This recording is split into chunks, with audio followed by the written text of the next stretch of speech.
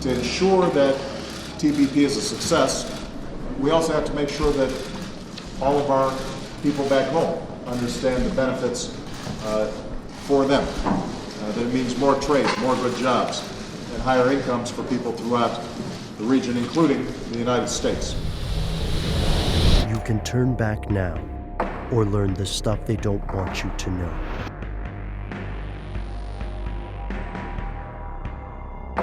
Here are the facts.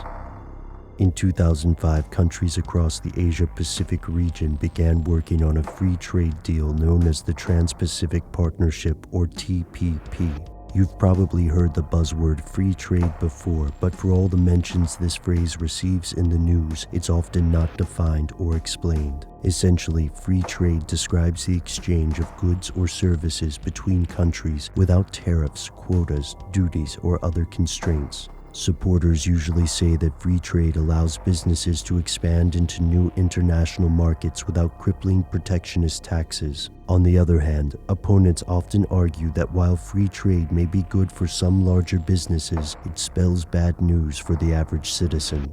Despite this debate, the U.S. has successfully formed trade deals with 20 countries, and it is actively working to form more deals with new nations. The TPP is often touted as a smart step for American business, but labor advocates, environmentalists, health professionals, internet freedom activists, and even members of Congress disagree.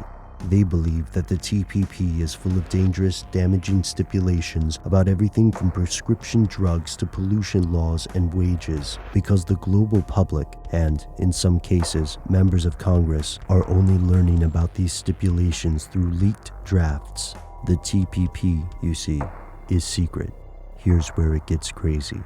Although the deal has been in the works for almost a decade as of 2014, most Americans had no idea what was in the document until a leaked draft of several sections hit the internet. The original leak, which deals with intellectual property rights, was first seen a few years back. This included text about evergreening pharmaceuticals, allowing a patent to reset each time a drug company slightly altered a product, prolonging market monopolies. The text also grants sweeping powers to rights holders, touting digital rights management and drawing a stark line on the concept of trade secrets. Officials of the Office of the U.S. Trade Representative claim that this secrecy in the agreement is a crucial part of negotiations. If other countries knew where the U.S. stood, they argue, then it would be much more difficult to have an advantageous position in the talks. However, Congress members such as Elizabeth Warren and Ron Wyden point out that large corporations are able to see the details of these negotiations even when the American public and their voted representatives are not.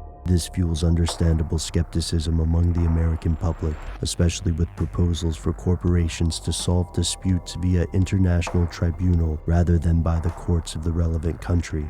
So is the Trans-Pacific Partnership a move toward a stronger global economy, or just another example of business and government enriching the wealthy at the expense of everyone else? And why is the TPP text restricted from the public eye but given to corporations? Is it because secrecy is a part of any high-level negotiation, or is it because there's something in the text, something they don't want you to know?